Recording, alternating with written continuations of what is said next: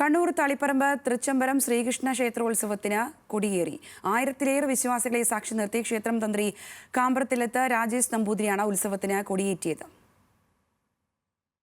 വ്യാഴാഴ്ച ഉച്ചയ്ക്ക് 1 മണിയോടെയാണ് 14 ദിവസം നീണ്ടു നിൽക്കുന്ന തൃച്ചംബരം ശ്രീകൃഷ്ണ ക്ഷേത്രത്തിലെ ഉത്സവം കൊടിയേറിയത്. ഇനിയുള്ള 14 ദിനരാത്രങ്ങളിൽ തളിപ്പറമ്പ് ഗോവിന്ദം വിളികളാൽ മുഖരിതമാകും. കൊടിയേറ്റത്തിന് ശേഷം ഗോവിന്ദം വിളികളോടെ പാലമൃതന്റെ വരവോടുകൂടിയാണ് ഉത്സവത്തിന് തുടക്കമാകുന്നത്.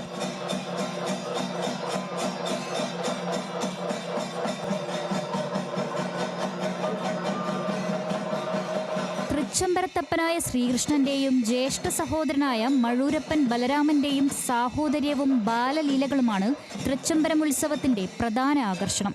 മാർച്ച് 20 വൈകിട്ട് നടക്കുന്ന ഭക്തി നിർഭരവും വൈകാരികവുമായ കൂടിപ്പിരിയൽ ചടങ്ങോടെയാണ് ഉത്സവം സമാപിക്കുക. ന്യൂസ് മലയാളം, കണ്ണൂർ.